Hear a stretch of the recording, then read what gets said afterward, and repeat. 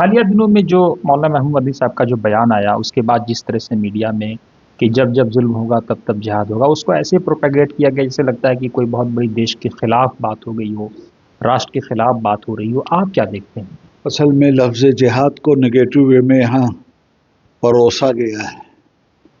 دیکھیے، دو چیزیں ہیں. ایک چیز کا نام ہے آتنکواد، یہ ہندی جملہ ہے، اور دوسری چیز کا نام ہے جہاد، یہ عربی جملہ ہے. جہاد جد و جہد کے پیٹ سے نکلے ہوئے لفظ کا نام ہے. جہاد کے معنی ہیں انسانیت کی خدمت کے لیے پازیٹیو وے میں ورک کرنا اور سماج کے مظلوم لوگوں کی حفاظت کے لیے ظالموں سے لڑنا، اس کا نام ہے جہاد. اور آتنکواد تو ہندی لفظ ہے، کسی کو آتنکت کرنا یہ آتنکواد ہے، اور جو آتنکت کرتا ہے وہ آتنکوادی ہے. تو آتنکواد کے خلاف جد و جہد کرنے کا نام ہی جہاد ہے.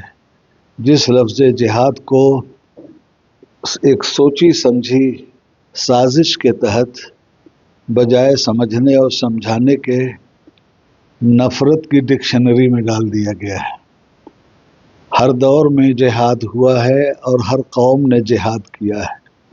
ہم مجاہدین آزادی بولتے ہیں، ہندی میں سوتنترتا سینانی بولتے ہیں، انگریزی میں فریڈم فائٹر بولتے ہیں.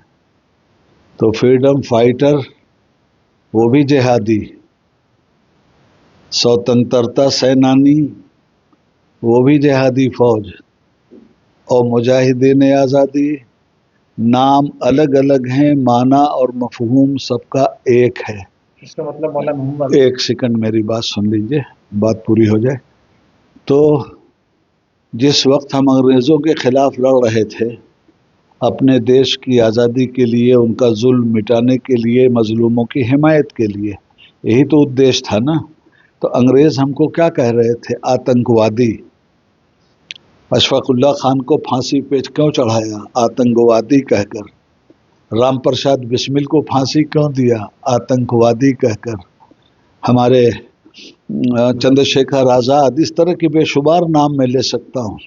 یہ سب شہید بھگت سنگھ، یہ سب کے سب مجاہدین آزادی تھے، یہ سوتنترتا سینانی تھے، یہ ظلم کے خلاف لڑ رہے تھے. اسی لڑائی کا نام جہاد ہے.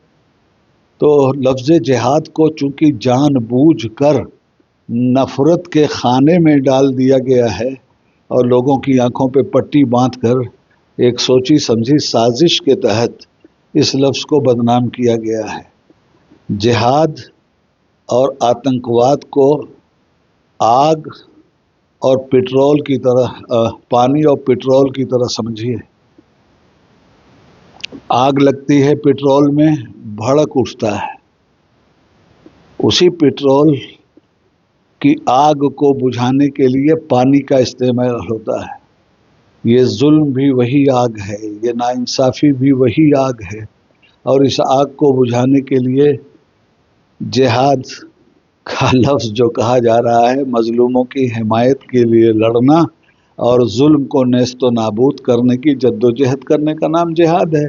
مگر آج اس لفظ کو کہیں لو جہاد، کہیں کون سا جہاد، کہیں کون سا جہاد، یہ تو ایک نفرت پھیلائی گئی ہے. محبت کے لفظ کو نفرت کے خانے میں ڈال دیا گیا اور نفرت کے لفظ کو محبت کے خانے میں ڈال دیا گیا.